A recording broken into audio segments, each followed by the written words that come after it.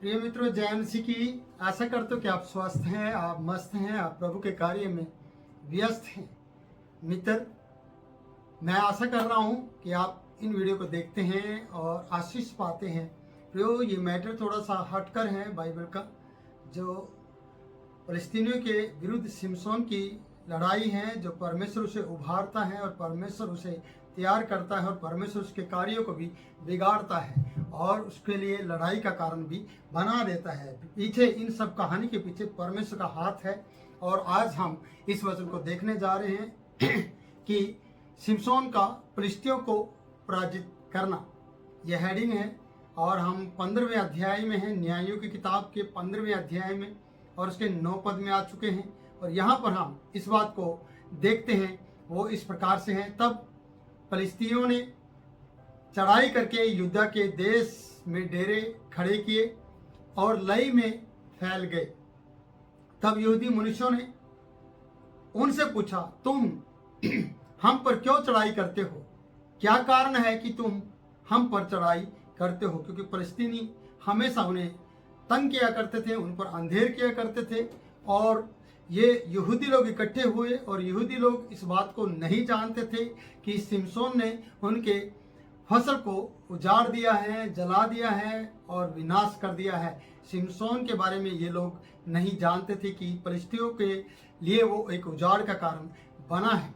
और प्रियो, तो यहूदी लोगों ने, मनुष्यों ने इकट्ठे होकर उनसे पूछा, फिलिस्तीनियों से या फिलिस्तियों से पूछा, तुम हम पर क्यों चढ़ाई करते हो? उन्होंने उत्तर दिया, सिमसोन को बांधने के लिए चढ़ाई करते हैं। सिमसोन को हम पकड़ना चाहते हैं, उसे बांधना चाहते हैं कि जैसा उसने हमसे किया वैसा ही हम भी उससे करें।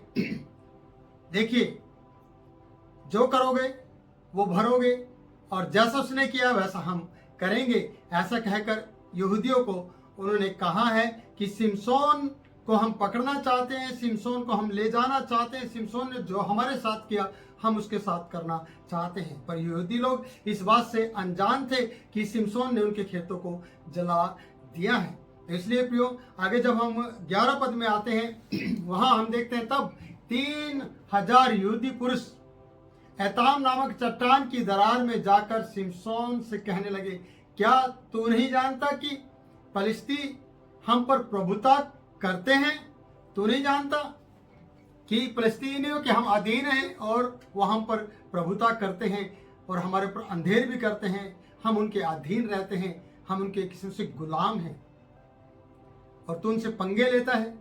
अगर ऐसी भाषा में बोला जाए तो यहाँ पर 3000 पुरुष, यहूदी पुरुष गए और एताम में जाकर उस चट्टान की दरार में जाकर सिमसोन से कहने लगे, क्या तू नहीं जानता मेरे भाई कि फलिस्ती हम पर प्रभुता करते हैं? फिर तूने हमसे ऐसा क्यों किया? और उसने उससे कहा, जैसा उन्होंने मुझसे किया, जैसा उन्होंने मुझसे किया था वैसा मैंने भी उनसे किया है। और हम यहाँ पीछे मुड़कर देखते हैं 10 पद में, जब वो लोग पूछ रहे थे, क्यों तुम हम पर चढ़ाई करते हो? यहूदी लोगों ने फलिस्तीनियों से पूछा।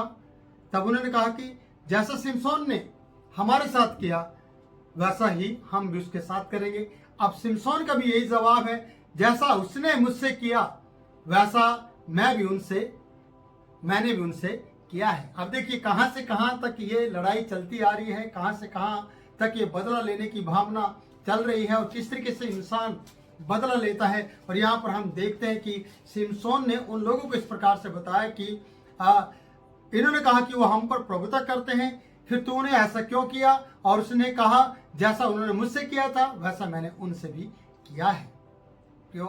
यही बदला लेने की भावना आज तक संसार में हम देखते आ रहे हैं और ये बदले की भावना हमेशा आगे तक बढ़ती जाती है और इसमें कोई भी बसा नहीं है, कोई भी अच्छा इंसान नहीं बना है, कोई भी आज के समय में विजेता नहीं हुआ है। उन्होंने अपनी जान की हानि या जान देनी पड़ी है, अपना जीवन खत्म करना पड़ा है। और यहाँ पर हम उसी बात को देखते हैं। आइए हम 12 पद में चलते हैं और 12 पद में हम इस प्रकार से देखते हैं, उसने उनसे कहा, हम तुझे बांधने के लिए फलिस्तियों के हाथ में कर देने के लिए आए हैं। हम तुझे बांधना चाहते हैं और फलिस्तियों के हाथ में करने के लिए आए हैं। सिमसोन ने उनसे कहा, मुझसे शब्द खाओ कि तुम मुझ पर प्रहार ना करोगे?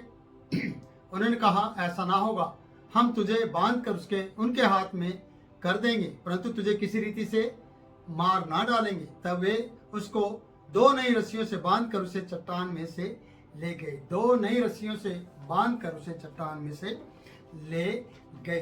प्रियो, सिमसोन उनके काबू आने वाला नहीं है। सिमसोन को वो अपने काबू कर भी नहीं सकते हैं, पर 2 रस्सियों से वो बांध कर उसे ले गए, क्योंकि सिमसोन के साथ उन्होंने वाचा बांधी थी। सिमसोन को उन्होंने कहा था कि सिमसोन उनसे कहा कि मुझ पर तुम अपने हाथों से प्रहार ना करेंगे या मुझ पर हमला नहीं करोगे, क्योंकि उसके जाति भाई के लोग थे, वो यहूदी लोग थे और सिमसोन भी यहूदी था। और उसने कहा तुम ऐसा नहीं करोगे, क्योंकि वो अपने लोगों का नुकसान नहीं चाहता था। आगे पढ़ते हैं। जब हम 14 पद में आते हैं, वहां पर इस प्रकार से हम देखते हैं, वह लई तक आ गया जहां पर उन्होंने डेरे डाले थे और वहां पर वो बैठे हुए थे। वहां तक वो आया तो फलिस्ती उसको देखकर ललकारने लगे। छीनने से पहले, पकड़ने से पहले उन्होंने उसको ललकारना शुरू कर दिया। किसे? सिमसोन को। और जब वो सिमसोन को ललकार रहे थे, तब यहोवा का आत्मा उस पर बल से उतर गया। ऐसे समय में परमेश्वर का आत्मा हमेशा उस पर बल से उतरा है, जब तक वो अपने जीवन में पवित्रता का जीवन जीता रहा है। जब तक उसने अपने उस भेद को किसी को नहीं बताया, तब तक परमेश्वर का पवित्र आत्मा उस पर बल से उतरता रहा है। मैं फिर से कहना चाहता हूँ कि जब फलिस्तीनियों ने उसे ललकारना शुरू किया, तब यहोवा का आत्मा उस पर बल से उतर आया और उसकी बाहों की रस्सियां आग में जले हुए सन के समान हो गई। रस्सियां जल गई जिनसे बांधा गया था और आग में जले हुए सन के समान हो गई, और उसके हाथों के बंधन मानो गलकर टूट गए। सोचिए कितनी बड़ी ताकत है परमेश्वर की। मैं बार बार जब ये वचन पढ़ता हूँ, मैं हमेशा यही कहना चाहता हूँ कि परमेश्वर की ताकत और परमेश्वर का जो बल है प्रियो, ये बड़ी बड़ी रस्सियों को तोड़ता है, बड़ी बड़ी सांकलों को तोड़ता है, बड़े बड़े बंधनों को खत्म करता है। और यहाँ पर सिमसोन के बंधन टूट गए, वो गलकर, ऐसे गलकर नीचे गिर गए, यहाँ वचन बता रहे हैं। और आगे हम जो 15 पद में आते हैं, वहां इस प्रकार से पढ़ते, तब उसको गधे के जबड़े की एक नई हड्डी मिली। गधा मरा पड़ा होगा और उसकी एक हड्डी, जबड़े की एक हड्डी उसे मिल गई, और उसने अपना हाथ बढ़ाकर उसे ले लिया और उससे 1000 पुरुषों को मार डाला, बिना तलवार के, बिना किसी और ताकत के, बिना हथियार के, बिना तलवार, बिना हथियार, बिना औजार। एक गधे के जबड़े की हड्डी से उसने 1000 पुरुषों को मार डाला, यानी फलिस्तीनियों को मार डाला जो उसको ललकार रहे थे। यह है परमेश्वर का बल।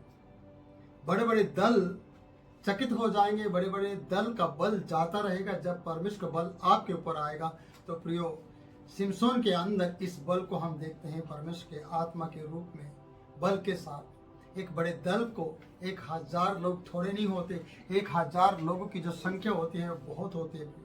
इसलिए मैं अक्सर बोलता हूँ कि 1000 लोगों को गधे के जबड़े की हड्डी से मार डाला, और लिखा है और ढेर के ढेर, जबड़े की हड्डी से ढेर के ढेर लग गए, और गधे के जबड़े की हड्डी ही से मैंने 1000 पुरुष को मार डाला। सिमसोन बता रहा कि मैंने गधे की जबड़े की हड्डी से हजारों पुरुष को मार डाला, 1000 पुरुष को। ढेर के ढेर लगा देने वाला सिमसोन, परमेश्वर के आत्मा का बल पाने वाला सिमसोन, यही है परमेश्वर की ताकत। 17 पद में हम आ चुके हैं प्रियो। यहाँ पर हम इस प्रकार से देखते हैं, जब ऐसा वह कह चुका तब उसने जबड़े की हड्डी फेंक दी, और उस स्थान का नाम रामत लई रखा गया, क्योंकि वहाँ पर संग्राम हो गया था। वहाँ पर एक हड्डी की ताकत, जो परमेश्वर की ताकत थी, एक हड्डी से ही हजारों लोगों को मार दिया गया था, और उसका नाम रामत लई रखा गया। तब उसको बड़ी प्यास लगी, क्योंकि उसने एक बड़ा काम कर दिया था। हड्डी के द्वारा बहुत से लोगों को मार डाला था। यहाँ 1000 लोगों की संख्या बताई जाती है। और तब उसको बड़ी प्यास लगी, और उसने यहोवा को पुकार के कहा, तूने अपने दास से यह बड़ा छुटकारा कराया है, फिर क्या मैं अब प्यासा मरकर खतनाहीन लोगों के हाथ में पड़ूं? क्या मैं प्यासा मर जाऊं और खतनाहीन लोगों के हाथ में पड़ जाऊं? तू क्या चाहता है परमेश्वर? उसकी प्रार्थना थी। तब परमेश्वर ने लई में ओखली सा खड्डा कर दिया, ओखली की तरह एक खड्डा बना दिया जहां पानी नहीं था। लई के अंदर उस जगह पर जहां फिलिस्तीनियों को मारा गया था, और पानी के लिए डिमांड की। परमेश्वर, क्या खतनाहीन लोगों के हाथ में पड़ जाऊं मैं प्यासा? क्या तू ऐसा चाहता है? लेकिन परमेश्वर दयालु है। परमेश्वर ने लई में ओखली सा गड्ढा कर दिया और उसमें से पानी निकलने लगा। तब सिमसोन ने पिया और वह फिर ताजा दम हो गया, ताकत आ गई उसके अंदर। परमेश्वर के द्वारा दिया गया ओखली में से पानी, या ओखली से इतने खड्डे के अंदर से निकाला गया पानी जो निकलने लगा था, उबलने लगा था, उमड़ने लगा था, उस पानी को पीकर वो ताजा दम हो गया। इस कारण उस सोते का नाम एन कोरे रखा गया। जहाँ जहाँ चमत्कार हुए, जहाँ जहाँ कुछ संग्राम हुए, जहाँ भी कुछ ऐसा मेन कार्य हुआ जो परमेश्वर ने किया, वहाँ नाम रखे गए हैं। जैसे कि हम यहाँ पर देखते हैं, एन हक्कोरे रखा गया क्योंकि वहाँ पर परमेश्वर ने ओखली जितना खड्डा बनाकर पानी सिमसोन को दिया था। और उसके बाद क्या, सिमसोन तो फरिश्तों के दिनों में 20 वर्ष तक इस्राएलियों का न्याय करता रहा था। 15वें अध्याय को हम समाप्त करते कि 20 साल तक सिमसोन भी इन यहूदियों का न्याय करता रहा और फिलिस्तीनियों के हाथ से इस्राएलियों को बचाता रहा, यहूदियों को बचाता रहा। तो ये परमेश्वर की दया रही सिमसोन के ऊपर, और सिमसोन इन लोगों को परमेश्वर का भय भी दिखाता रहा। और ये लोग चकित थे इस बात के लिए कि इसकी रस्सियाँ जिससे हमने बांधा था नई रस्सियों से, उनकी ताकत कैसे कम होगी। क्योंकि परमेश्वर का जब आत्मा बल के साथ उतरता है तो बड़े बड़े दल चकित हो जाते हैं, बड़े बड़े दल पीछे हट जाते हैं, क्योंकि परमेश्वर का बल ही है जो बड़े बड़े दल को पीछे हटा देता है। तो प्रियो, 15वें अध्याय को हम यहाँ पर समाप्त करते हैं। फिर मिलेंगे नए वीडियो में नए वचन के साथ। तब तक के लिए मैं आपसे इजाज़त चाहता हूँ। प्रियो, हमारे चैनल को सब्सक्राइब कर लीजिए और लाइक कर दीजिए और शेयर कर दीजिए, ताकि वीडियो दूसरों के लिए आशीष का कारण बने। प्रियो, कमेंट लिखकर मेरे मन बल को बढ़ाएं कि मैं ऐसी ही वीडियो आपके लिए लेकर आता रहूं। क्योंकि बाइबल पढ़ने का समय शायद आपके पास ना हो, पर सुनने का समय आपके पास हो सकता है। आप वीडियो को लगाकर छोड़ दीजिए और सुनिएगा परमेश्वर कैसे बड़े बड़े काम करता है। एक बड़े बल के साथ आपके जीवन में भी परमेश्वर उतरना चाहता है और एक बड़ा बल आपको देना चाहता है। आत्मा के रूप में वो आपके ऊपर मंडरा रहा है। आप वो बल पाने के लिए अपने हाथों को फैलाते हुए उससे प्रार्थना करें और प्रभु आपकी मदद करेगा। जय मसीह की प्रियो, फिर मिलूंगा नई वीडियो में। तब तक के लिए मैं आपसे इजाज़त चाहता हूँ। जय मसीह की।